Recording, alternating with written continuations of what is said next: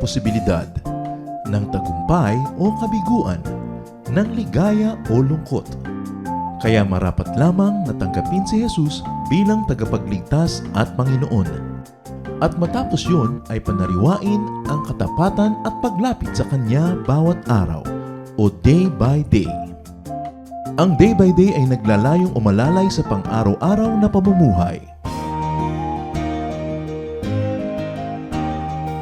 Narito po si Kuya Ed Lapis sa mensaheng pinamagatang When Sick or Disabled.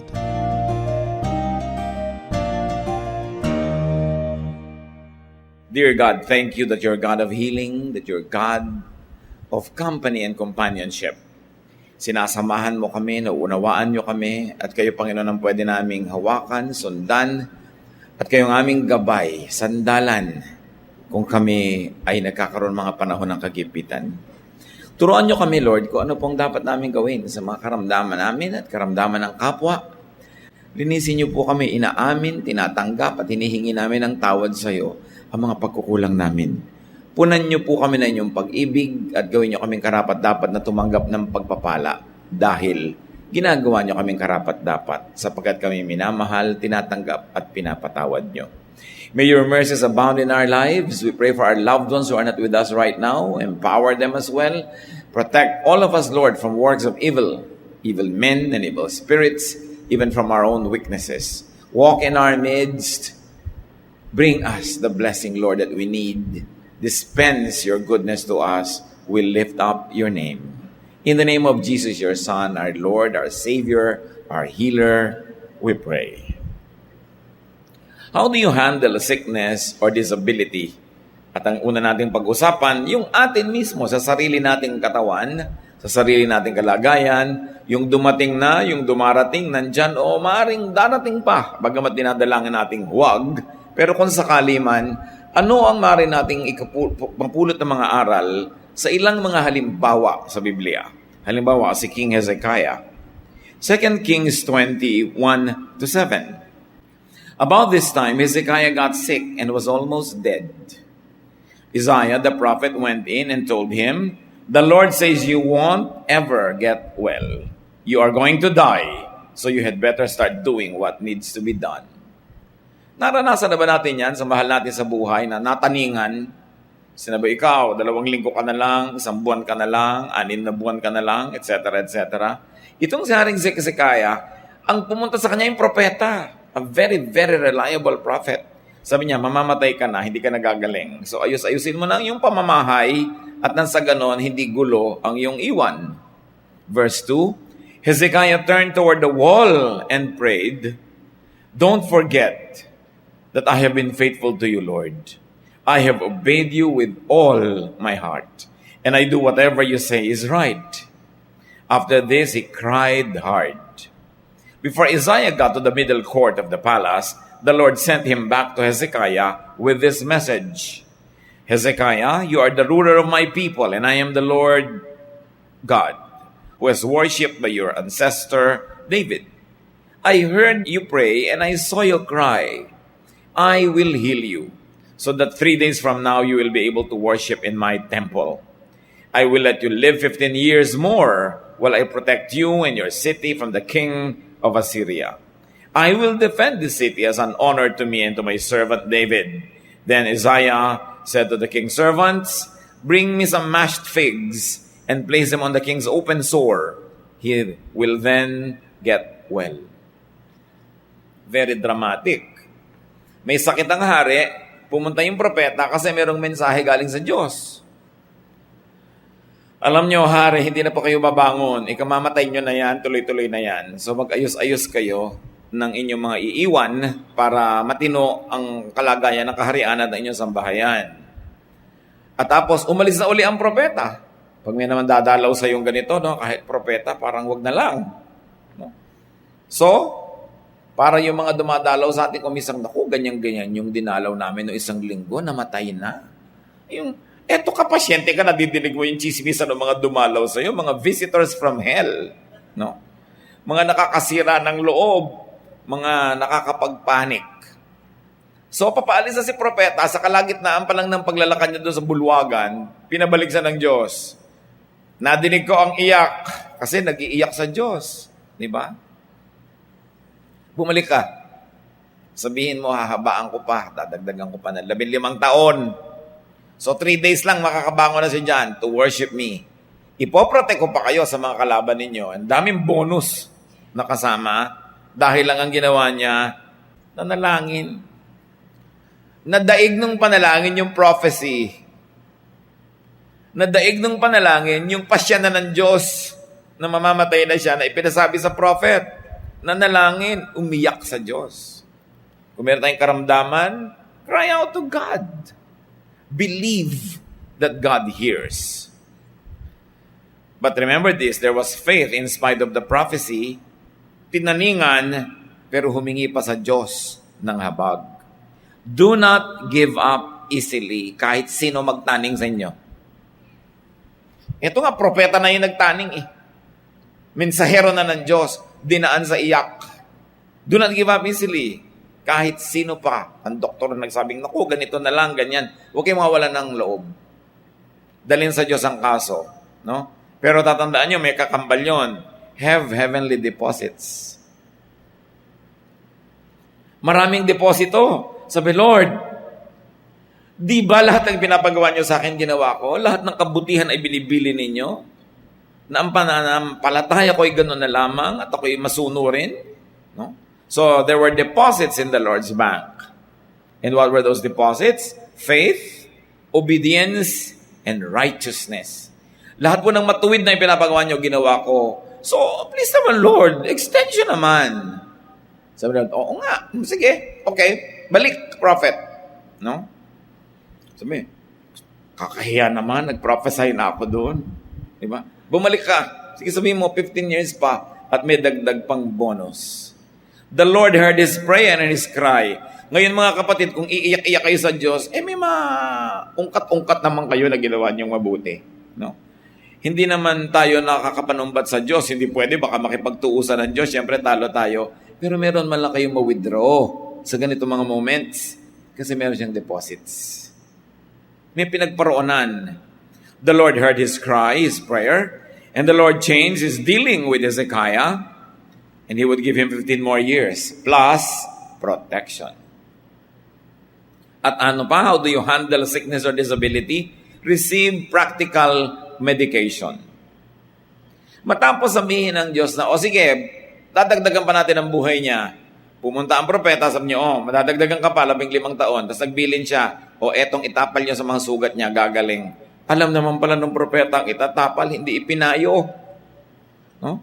Kasi hindi naman nga ipinapapayo sa kanya. Pero ngayong sabi ng Diyos, sige, habaan ang buhay niya. Sige, ganito lang gawin niyo, tapal-tapalan niyo ng ganyan, 3 days babangon. He received practical medication. Hindi ko mo meron kang faith at naniniwala kang gagaling ka na, ayaw mo nang tanggapin. Diba? Sabi ng hari, sinabi mo na gagaling na ako, hindi ko na kailangan niyang gamot. Diba? Nagpagamot din siya. Ginagawa niya kung ano yung practical. Maraming mga tao, hyper faith ang umiiral, ayaw man lang gumawa ng natural at practical na paraan para siya gumaling. Tatandaan natin na ang Panginoon din ang Diyos ng kalikasan, He's God of nature. So when He uses natural things and natural law and even science, which is the product of the mind, and the mind is the product of God's creation, helpful din yun. Kailangan ginagawa mo kung ano yung pwede. Kahit pa nga, nananalig ka. Kasi yung pananalig, dadagdagan mo ng practical work, napakalakas nun. So, receive practical medication in spite of godly pronouncements. May isa pa si Job. Ang lusog-lusog. Dumaan sa pagsubok na balot ng kotakot-takot ng mga sugat, galis, at kung ano-anong mga kasakitan ng buong katawan. Job 2:7-10. Satan left and caused painful sores to break out all over Job's body from head to toe. Then Job sat on the ash heap to show his sorrow. And while he was scraping his sores with a broken piece of pottery, his wife asked, "Why do you still trust God? Why don't you curse him and die?" Job replied, "Don't talk like a fool. If we accept blessings from God, we must accept trouble as well. In all that happened, Job never once said anything against God. Ito naman si Job, ang pagkakasakit niya talagang made in heaven. Pagsubok. O tulad naman ng prophet na ang sabi, mamamatay ka na, sabi naman itong asawa, kamot ka ng kamot dyan, kaskas ka ng kaskas sa mga galis mo. Sumpain mo na nga ang Diyos, tapos mamatay ka na. Wala nang pag-asa yan. Sige, pareho na naman nakakasira ng loob. No? At sabi ni Job, huwag kang magsalita ng ganyan na para ko walang utak. Ang dami nating natanggap na blessing sa Diyos. Buong puso nating tinanggap. Ngayon, ito binibigay. Ayaw mong tanggapin. Pag Diyos ang nagbigay, tanggapin. At hindi daw nagkasala si Job, ni nanisi o nanumbat sa Diyos. Now, how do you handle sickness and disability according to Job? Do not let people discourage you. Kahit ano pa sabihin nila, may relasyon ka sa Diyos, may pananalig ka, kahit inuhusgahan ka ng tao, sinisira ang loob mo, huwag kang magpapadala. Especially, tulad nga na sinasabi natin, mga visitors from hell. Tulad na naman itong asawa na to.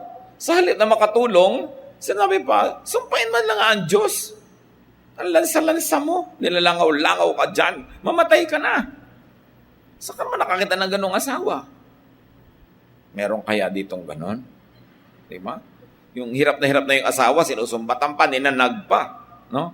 Do not let people weaken your faith. Nung inubos si Satanas sa mga mahal sa buhay nitong si Job, lamatay lahat ng anak, kaya naman pala itinira tong asawa, kakampi niya. No? Kasama niya magpapahirap kay Job. Nagtataka ka, namatay lahat yung buong pamilya, yung asawa na tira. Yung pala, kakampi ni Taning. Do not let people drive you away from God.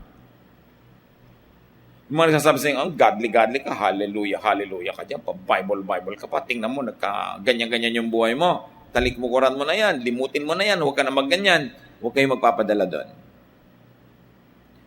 Accept God's dealings with you. God is God. He is supreme. He rules. He is sovereign. Hindi natin siya laging kayang maintindihan, pero lagi siyang tama. At napakahalaga na hindi magbabago, hindi manghihina ang iyong pagkapit sa Diyos, kahit parang ang Diyos mismo ang nagwawagwag sa iyo.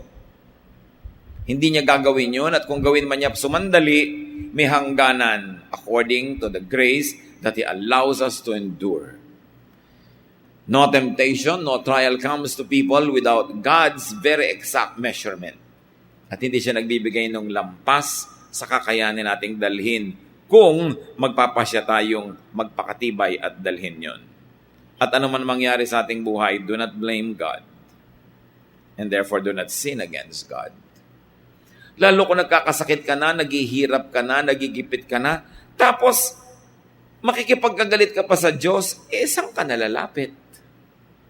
Mas hirap, mas gipit, mas dapat kumapit sa Panginoon kasi lalong siya lang ang natitira nating pag-asa. At mawala man lahat ng mga mahal sa buhay at yung matira man dyan, pinapahirapan ka habang kakampi ka pa ng Diyos at kakampi mo siya, you are going to be victorious. Huwag tayo nagpapadala sa pagpapahina ng loob. You and God are always a majority. Kaya dapat, ito naman, ito pa nga nagdala sa akin kay Lord, ito pa nga inaasahan ko, ito pa nga inspirasyon ko, tapos ganito lang pala, manghihina ang loob ko. No. Sa Diyos tayo tumingin, sa Diyos tayo umasa, sa Diyos tayo kumapit. Paminsan-minsan, nabibigyan tayo ng inspirasyon, encouragement ng kapwa, pero huwag yung ilagak ang lahat-lahat sa kanila. Kasi tulad din natin, tao ang kapwa natin. Mga panapanahon na siya malakas, may panahon ting mahina. May panahon na pwede kanyang tulungan at may panahon siya patong dadagan sa'yo at hihila pababa. Kaya dapat sa Diyos talagang unang kapit. Kahit may minsan nakaka-inspire sa atin, at nakakapagbigay sa atin ng tulong pero huwag dun laging iaasa. May isa pang guro sa atin kung tayo nagkakaroon ng mga parang imposibleng mga kalagayan, the bleeding woman. Matthew 9:20-22. A woman who had been bleeding for 12 years came up behind Jesus and barely touched his clothes. She had said to herself, "If I can just touch his clothes, I will get well." Jesus turned, he saw the woman and said, "Don't worry, you are now well because of your faith." At that moment, she was healed. Gumawa ng paraan ang babaeng ito.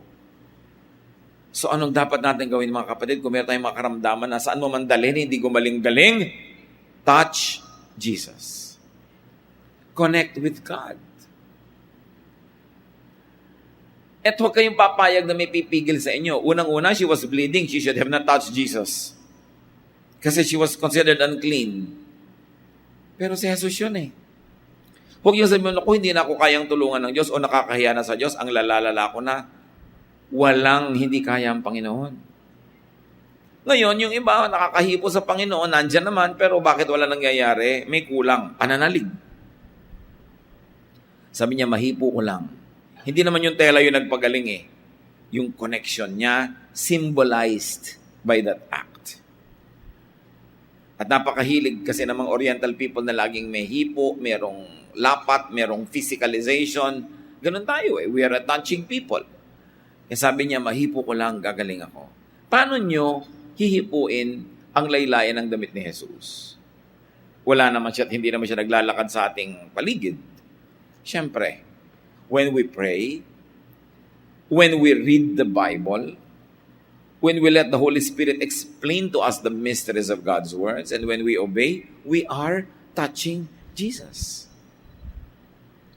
Pag tayo ay gumagawa ng mga gawain ng Panginoon, paglilingkod sa kapwa, pagtulong, we are touching Jesus because we are side by side with Him serving the people. What is the best way to fellowship with the Lord?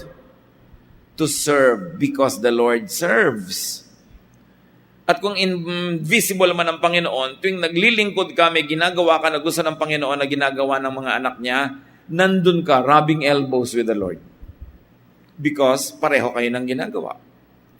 So this bleeding woman has something great to teach us.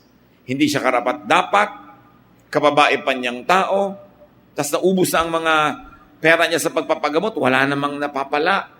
Ginawang last resort ang Panginoon. Siguro noon lang niya nabalitaan.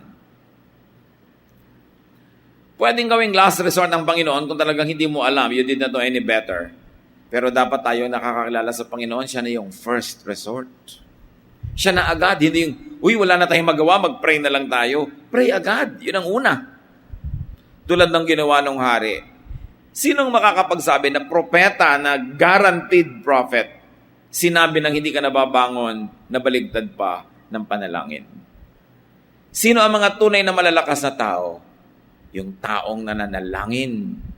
Sino ang tunay na mga makakapagpabago ng kalagayan niya, ng kapaligiran ng mundo? Yung taong may pananalig at nananalangin.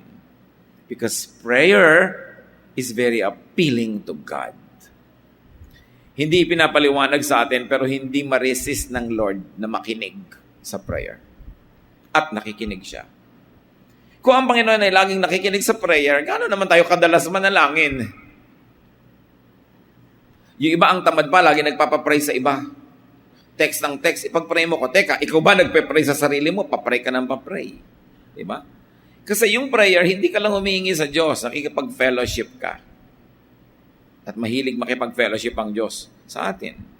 Do what you can to connect with God. Sometimes you connect with God through singing. Pag kumakanta ka, talagang nakokonect yung spirit mo sa Panginoon. Hindi ba may parang halos himalayang musika? Kumakanta ka, lalo dinidibdib mo, may nangyayari sa'yo.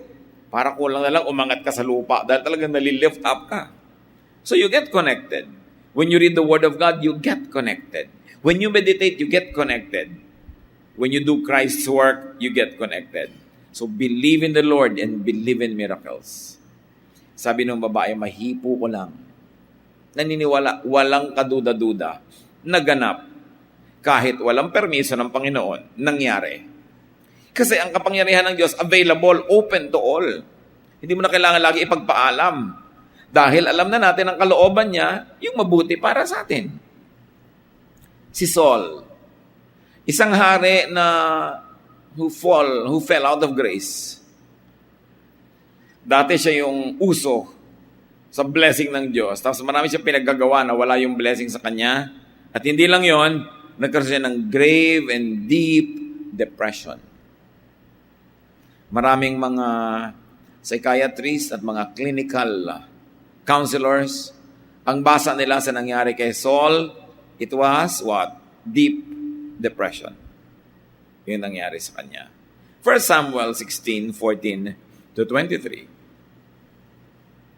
Ngayon, hindi na to sakit ng katawan, sakit ng isip at damdamin. The Spirit of the Lord had left Saul, and an evil spirit from the Lord was terrifying him. It's an evil spirit from God that's frightening you. Saul's official told him.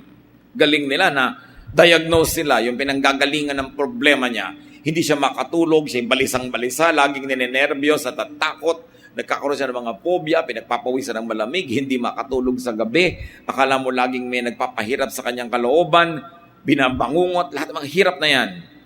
Sabi niya, may masamang espiritu na pinayagan ng Diyos. Nangat-ngatin niyang mga utak mo. No? Torturing you. Your Majesty, verse 16, let us go and look for someone who is good at playing the harp. He can play for you whenever the evil spirit from God bothers you, and you will feel better. All right, Saul answered, find me someone who is good at playing the harp and bring him here. A man named Jesse who lives in Bethlehem has a son who can play the harp, one official said. He's a brave warrior. He's good looking. He can speak well, and the Lord is with him. Saul sent a message to Jesse, tell your son David to leave your sheep and come here to me. David went to Saul and started working for him. Saul liked him so much that he put David in charge of carrying his weapons. Not long after this, Saul sent another message to Jesse. I really like David. Please let him stay with me. Whenever the evil spirit from God bothered Saul, David would play his harp. Saul would relax and feel better, and the evil spirit would go away. Pay attention to details. Sobrang depression ang nangyayari sa haring ito. Ang payo sa kanya, spiritual ang problema mo, or mental, or emotional. In other words, it's not a physical sickness. Ang kailangan mo, may mag-minister sa iyong spirito. Sabi ng mga tao. Kailangan makahanap tayo ng magaling na musician. At pagka nagkakaganyan-ganyan ka, naririndi, natatakot, na stress, tutugtog siya. Marerelax ka. At pag narelax ka, lalayas ang masamang espiritu. At sabi nga ni Saul, sige, humanap. Nakita si David. Sabi, nakita na namin. Matapang. Siyempre, pag mahina loob mo, ang kailangan mo kasama buo loob. No? Yung sabi, kamatakot dyan, ganyan lang yan, kaya natin yan with the Lord's help. Sabi, matapang, good looking. Alam niyo yung kagandahan, kung minsan minamaliit ng mga Kristiyano, di ba? Akala mo naman ayaw nilang gumanda. No? Pero, hindi lang pala talaga maganda, kaya binabaliwala na lang yung kagandahan. May ministry ang kagandahan. At syempre, physically, lahat naman maganda sa Panginoon, meron lang tayong standard na sinusunod. Yung iba tuloy nagmumukhang hindi maganda. Pero sabi, ito magandang lalaki. At masarap magsalita ito, masarap pakinggan. He speaks well. At higit sa lahat, kinakasihan siya ng Espiritu ng Diyos. Kita niyo yung mga qualification na pwedeng tumulong doon sa nababagabag. Ngayon, masama na loob mo, natatakot ka na, ninenervyos ka na, tapos yung asawa mo na hindi nagsusuklay. Hindi maganda. Di ba? Pag nakita mo, nagugulat ka, lalo't gabi. So, paano ang minister nang hindi ka maayos, mukha kang sa burayray, di ba? Tapos ikaw yung number one na ninenervyos. May sakit yung asawa mo, dinenervyos ko. Ikaw na nauunang naninigas doon. Paano ka magme-minister? Tapos yung magsasalita ka, pabalang-balang, pasigaw-sigaw, mga pangit na mga topic, pangit na mga boses. Makakatulong ka ba nun? So sabi, humanap ka ng ganito. Anong lesson dito mga kapatid? Una, get and receive advice. Ang nagpayo sa kanya, yung mga nasa paligid, kasi kilala siya eh. Ang tunay na problema mo, spiritual, emotional. And then have gifted and anointed people minister to you. Iba-iba ang giftedness. Si David was gifted with music. Meron naman gifted with counsel. Meron naman gifted with good words. Meron gifted with teaching. Gifted with singing. Kung anong kailangan ninyo, may tao ang Panginoon na gagamitin niya para kayo paglingkuran. At sinadya ng Panginoon ang mga gifts na ito, ikinalat niya sa iba't ibang tao para kailangan natin ang isa't isa. Puwersado ka na umasa sa iba kasi yung kailangan mo nasa kanila. Kaya kung ano naman yung nasa atin na kailangan nila, yun naman ang binibigay natin. So that we will need each other, and upon needing each other, we fill each other's needs, then we become one functioning organism, one family. Yan ang kalooban ng Diyos. He gave some to be prophets, some apostles, some teachers, some evangelists, iba-iba. Kaya mahalaga yung fellowship, mga kapatid. Kasi it's only in the fellowship where all these gifts are complete and they can be ministered to you. And when you're absent from the fellowship, you cheat all of us. Why? Because you have a gift that God has designed that you give to us. And we have a gift that we give to you. Tulungan. Kung anong pangangailangan ng kapatid, ibinibigay mo. Yung kailangan mo naman, ibinibigay din ng kapatid. Bakit naman musikero ang kailangan nitong si Saul? Kasi nga, wala siyang peace of mind. Kailangan niya ng therapy.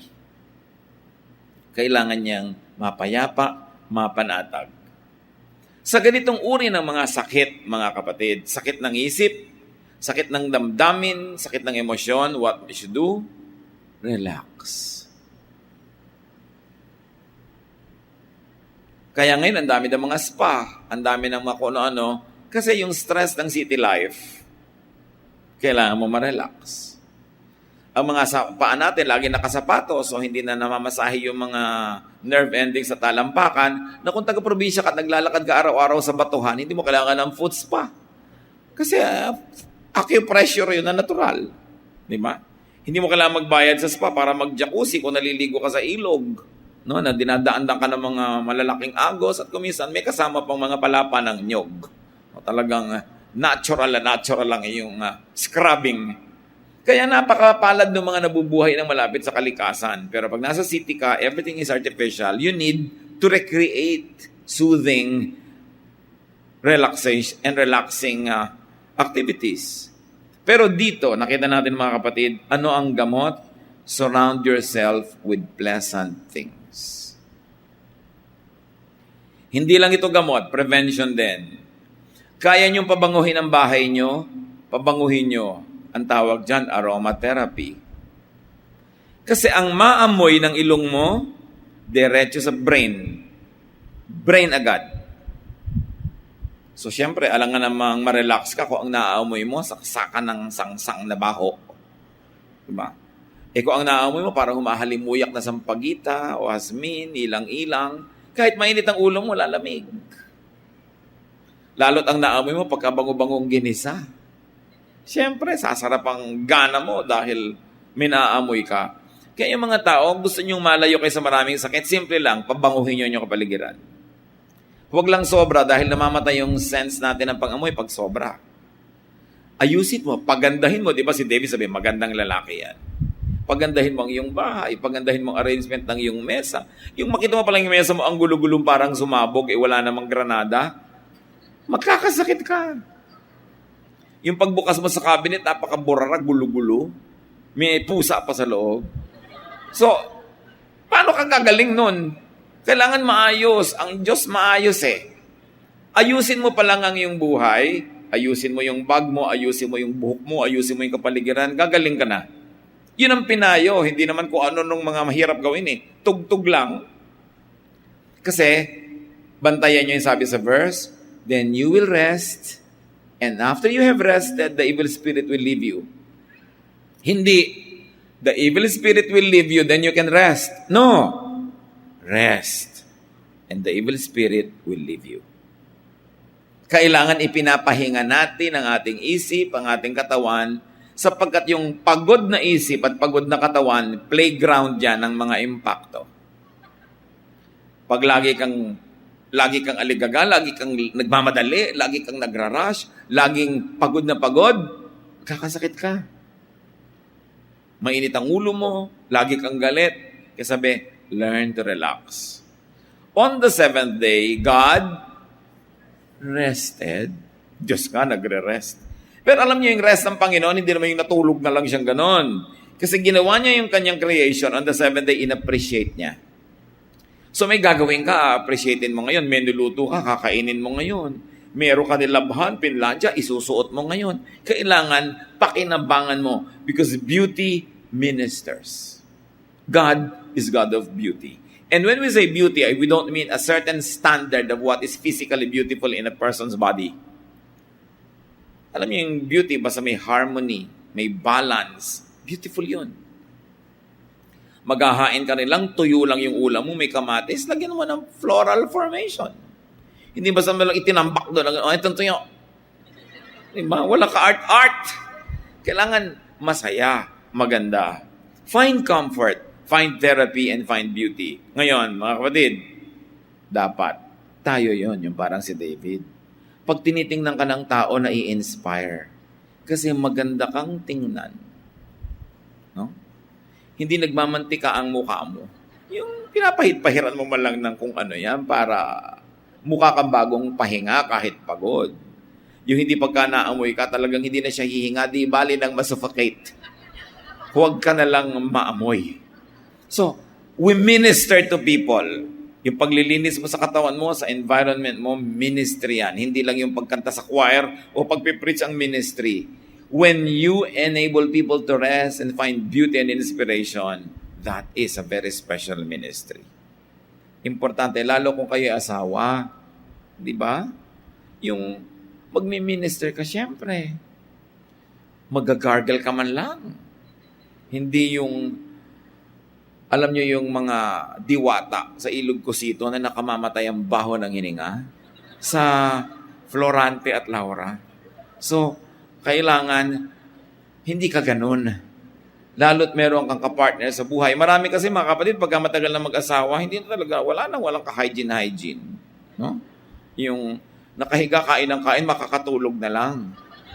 My goodness, can you imagine kung anong amoy niya mamayang alas 4 ng umaga?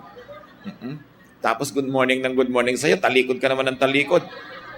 Sumasama naman ang loob. So kailangan minister through beauty. When sick or disabled, do this. Get these things. And when ministering to the sick or to the disabled, provide this. At may isang mahalaga dito, whether or not you are the caregiver or you are the one being taken care of, put your house in order. Yan ang 10. Put your house in order. Always. Napakahirap nung may sakit ka, tapos may ipinapakuha kang gamot sa kasama mo sa bahay, hindi niya malaman kung nasaan dahil ang gulo. O kaya nag-aagaw buhay ka, hindi pa malinaw sa mga tagapagmana mo kung sino ang mamana nito at noon. May bank account ka, hindi alam ng mga mahal mo sa buhay kung nasaan, anong number. Nakakadagdag sa stress mo yon. Kaya ang sabi ng propeta, mamamatay ka na, put your house in order. Huwag kang bigla mamatay, ayusin mo yan, parang iiwan mo maganda. Nakakadagdag ng ating dalahin sa loob kung hindi malinaw ang mga bagay-bagay. So put your house in order. Do your best, pray your best, and leave everything up to God. Aming Diyos. Salamat dahil meron kaming pwedeng lapitan. May mga mahal kami sa buhay, may mga espesyalista, may mga doktor. But above all, nandyan po kayo.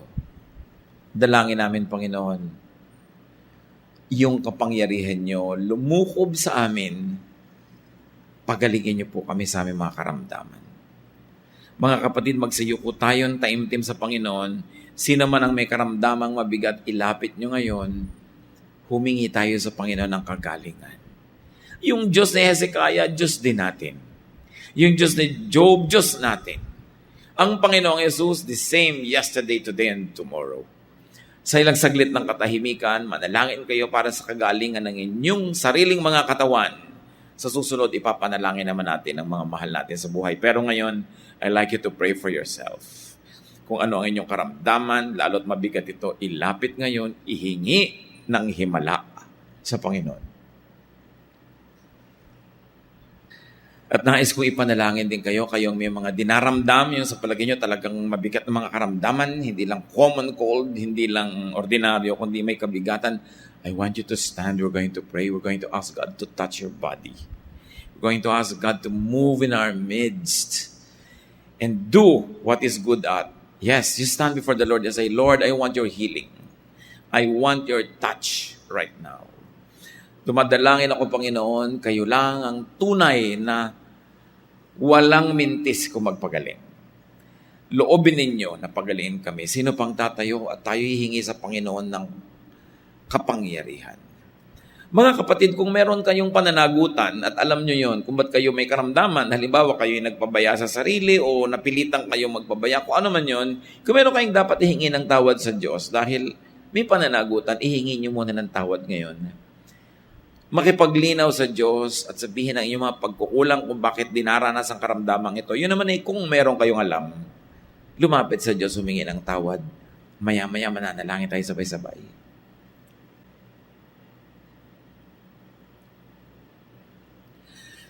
Ama namin sa langit, kayo na nakakaalam ng kalagayan ng bawat katawan namin. Kayo na hindi namin pwedeng paglihiman kung paano kami nag-alaga o nagpabaya sa mga katawan namin. Kung meron kami mga pagkukulang na alam, Panginoon, patawarin niyo po kami.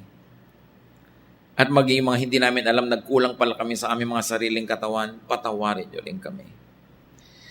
Ang tapos ay tapos na, hindi na namin maibalik, humihingi kami, Panginoon, ng pagpapagaling niyo. Na yung pagkukulang namin sa mga sarili naming katawan, kayo po ang magpuno. At ngayon wala kaming alinlangan, Panginoon, naririnig niyo kami, at wala kaming alinlangan sa iyong kapangyarihan, loobin mo na gumaling ang bawat isang lumalapit ngayon. Hipuin mo ang kahuli-huli ang himay-may na aming laman, ang kaloob-looban ng aming katawan, maging ang labas. Hipuin mo kami, Panginoon, at kami biyayaan ninyo ng kapangyarihang gumaling.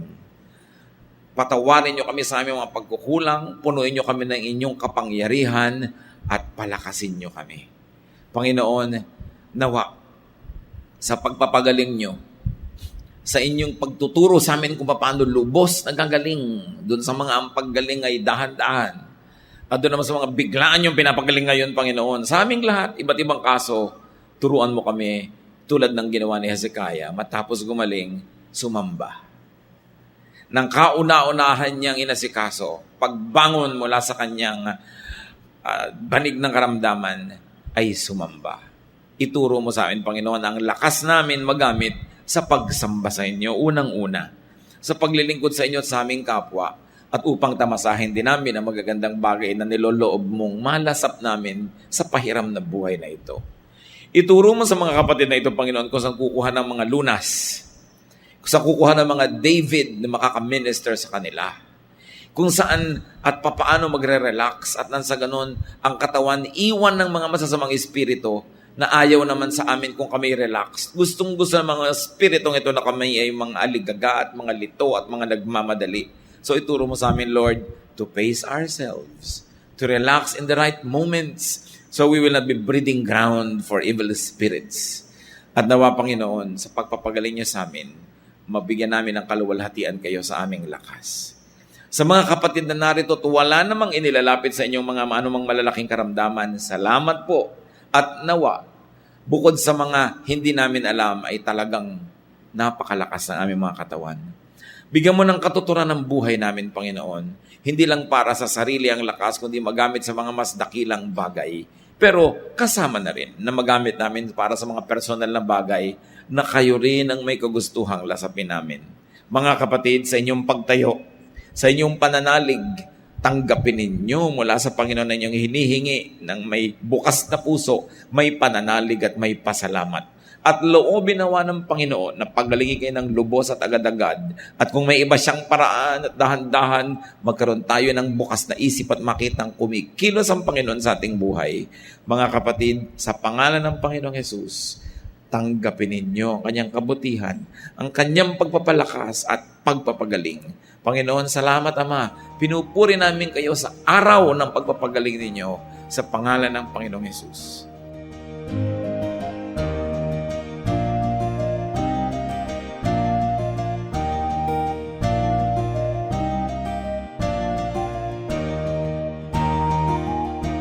Ang katatapos pong mensahe ni Kuya Ed Lapiz ay pinamagatang When Sick or Disabled.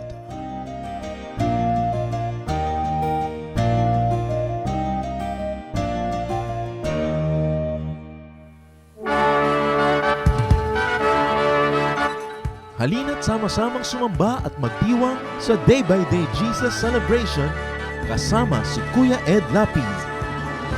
Bulwagan ng Panginoon PICC, one Sunday a month, Philippine International Convention Center, Rojas Boulevard, Pasay City. All other Sundays sa mga Day by Day mini bulwagan ang pagtitipon. Para sa buwan ng Nobyembre, gaganapin ito sa November 3, 2024. 8 a.m. ang First Jesus Celebration, 10 a.m. naman ang Second Jesus Celebration. Para sa iba pang detalye, bisitahin ang ating official Facebook page, Day by Day Friends.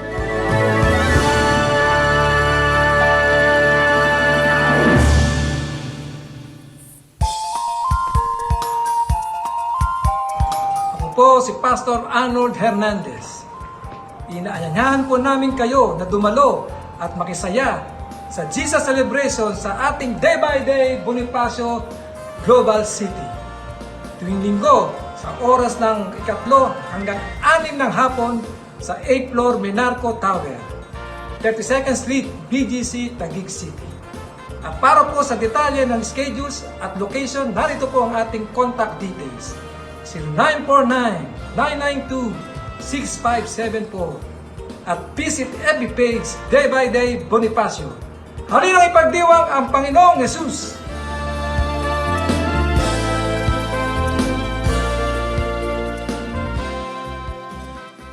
Napakarami pong kayamanan ng ating bayan at kuminsan hindi naman karapat-dapat na magkaroon tayo ng napakaliit na pagtingin sa ating sarili. Nangyayari lang yon kung hindi natin kilala ang ating nakaraan, hindi natin kilala ang mga kayamanan ng ating bayan na nagpapaganda sa atin pong lahi.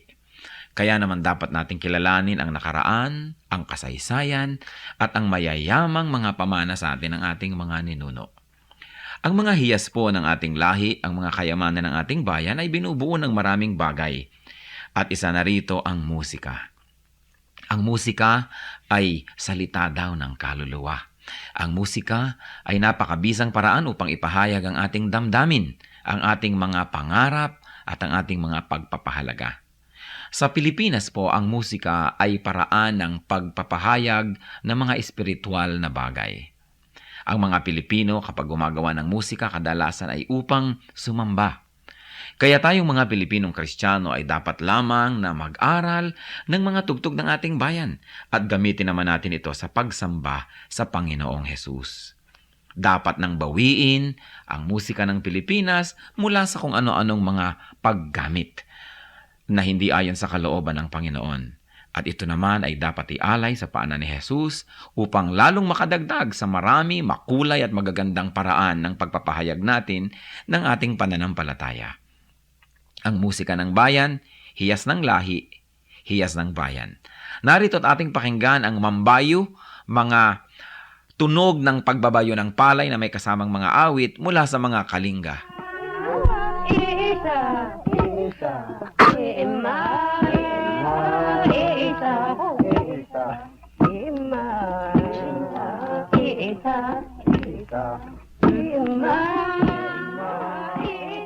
Ang mambabayo ay isang karaniwang gawain ng mga kalinga at ito ay pagbabayo ng palay. Gayunpaman, ito isinasagawa sa sari-saring estilo at pamamaraan ayon sa idinaraos na okasyon. Halimbawa ay kasal o kaya ay may mga kinalaman na seremonya sa mga patay o mga libing. Ang mambayo ay sinasaliwan ng awit tulad ng naririnig natin.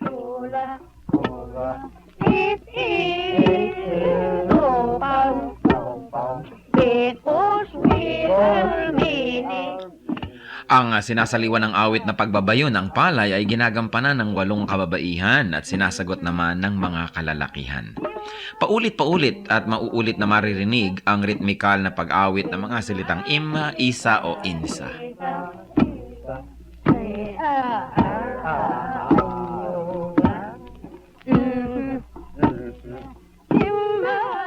Kasabay nito ang kanilang pagbabayo. Anong ibig sabihin ng ganitong uri ng pagbabayo? Pagbabayo ng palay na hindi lamang ang dahilan o ang gustong mangyari ay makapagbayo ng palay, ito rin ay isang bigkis panlipunan. Sa pagbabayo, makikita ang tulungan, pakiramdaman, pagsasaya.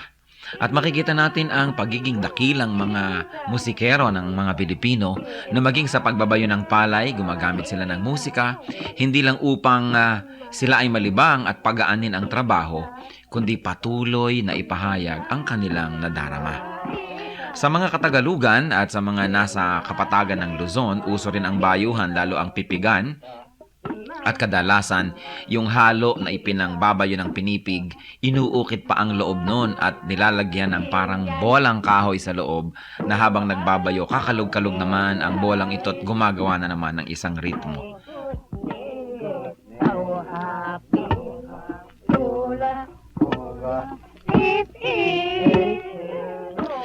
Yan po ang mambayo, ang pagbabayo ng palay na may saliw ng mga awitan ng mga kalinga. Ano po ang maaari nating matutunan sa kayamanang ito ng ating lahi? Na ang bawat gawain natin ay maaaring saliwan ng musika. Lalong-lalo naman ang pagsamba natin sa Panginoon, ang ating mga paglilingkod, na sa paglalagay natin at paglalapat ng musika, hindi lang gumagaan ang ating trabaho, kundi na ipapahayag din natin ang ating damdamin. Musika ng bayan, kayamanan ng ating lahi, hiyas na dapat makilala at ingatan.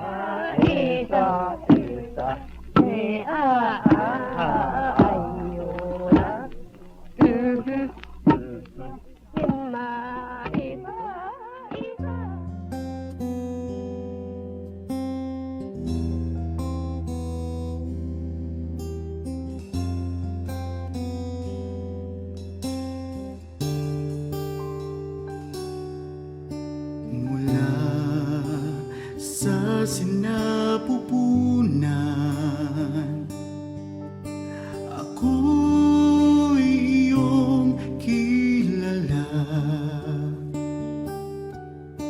Wala na ngang iba, sa inyo'y hihigit pa.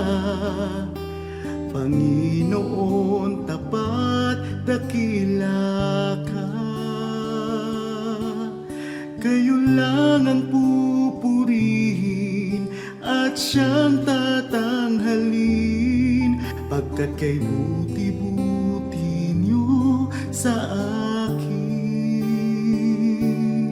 Ang pag-ibig na sadyang kay ganda, mga pangako niyo'y gabay sa aking daan. Walang makapapantay sa anak ninyong alay. Ang pag-ibig niyo'y sapat kailan pa man.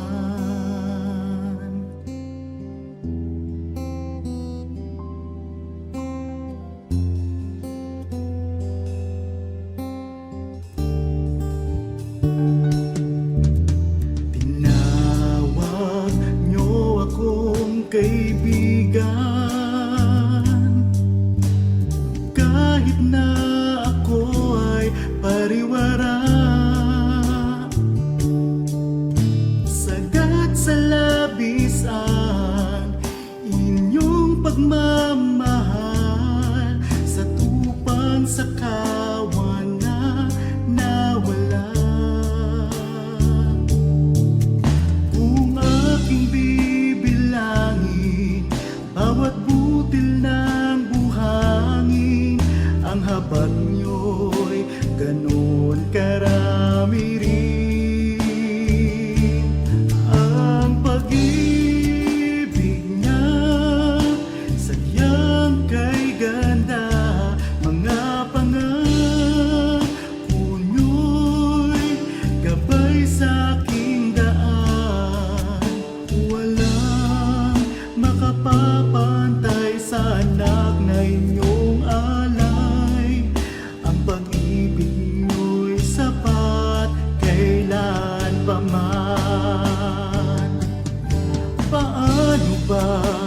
Masusukat taas, lalim, layo't lawak ng pag-ibig niyong sadyang walang hanggan,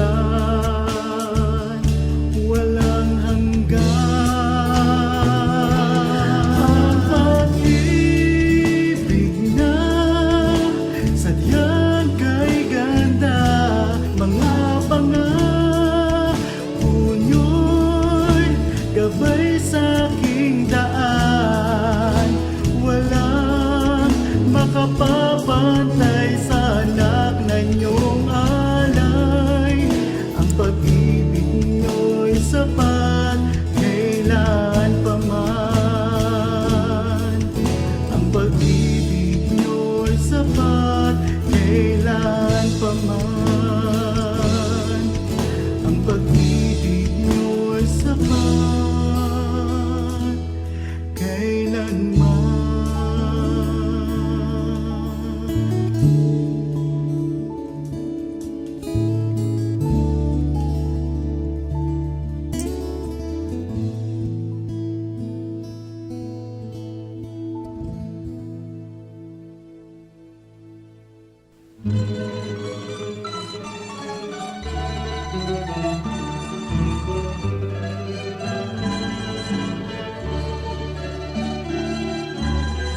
Mga gawa niyo sa aming buhay, tuwina'y naaalala.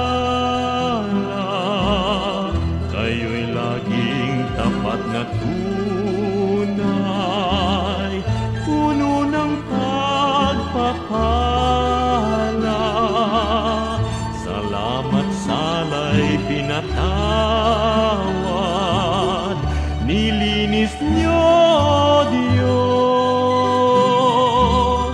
Pakinggan niyo't aming ilalahad, awit sa inyo, Jesus. O kay sarap mabuhay sa piling niyo, Jesus. Bawat landas may kulay, kasiyahay lubos, ang tanging ninanais ay magpuri sa inyo, lalo lang tumatamis sa piling niyo, Jesus.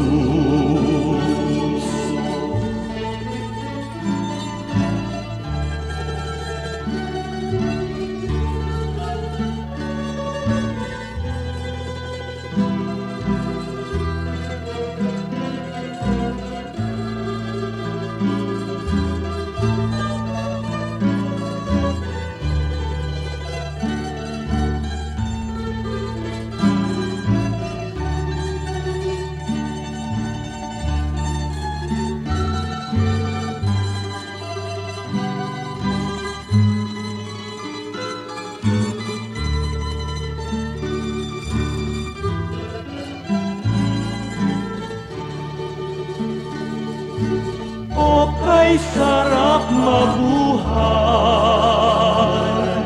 sa piling niyo, Jesus. Bawat landas may kulay, kasiyahay lubos, ang tanging ninanais ay magpuri sa inyo, lalo lang tumatamis sa piling niyo, Jesus. Bawat hakbang ay mayroong awit, bawat pintig ng puso, mga himig na makalangit sa damdami bugso. lipas man ang aking buhay, awit di matapos, sa langit man ay iaalay, pakinggan niyo, Jesus. O kay sarap mabuhay sa piling niyo, Jesus. Bawat landas may kulay, kasiyahay lubos, ang tanging ninanais ay magpuri sa inyo, lalo lang tumatamis sa piling niyo, Jesus.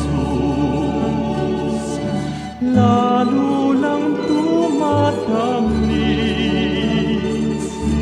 sa piling niyo, Jesus.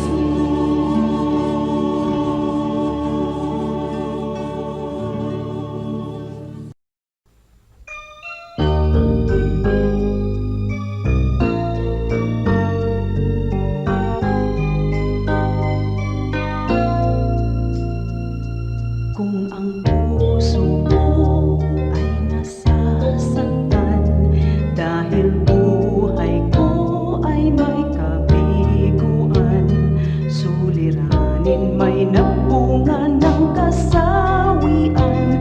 O Jesus, ikaw ay laging nandyan. Kung nagkamali't nagkasala man, ang patawad mo'y laging nakalaan. Kung ang kapwa ko sa akin nagkasala man, ang patawad ko kaya'y ilalaan. Ang kabaitan mo ay dapat kong tularan sa buhay ko. Ang kabaitan ko, biyaya ng Espiritu, kabaitan ko.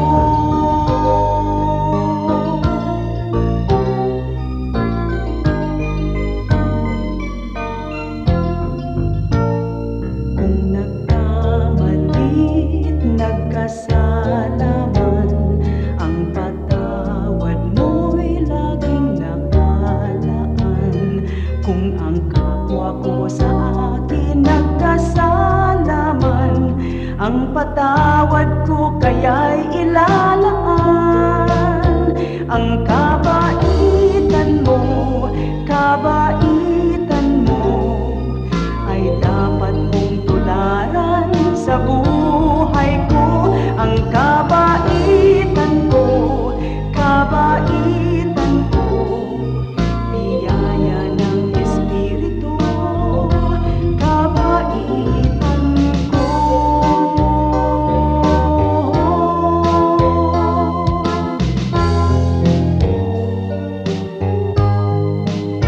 Ang kabaitan mo ay dapat kong tularan sa buhay ko. Ang kabaitan ko, biyaya ng Espiritu, kabaitan ko.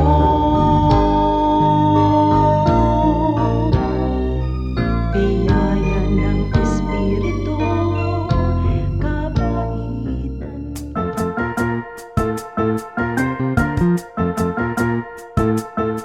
Oras na po para pansamantalang magpaalam ang programang Day by Day. Tayo po'y magsama-sama tuwing ika-6 hanggang ika-7 ng umaga, araw-araw. Magandang umaga po at mabuhay ang Panginoong Hesus!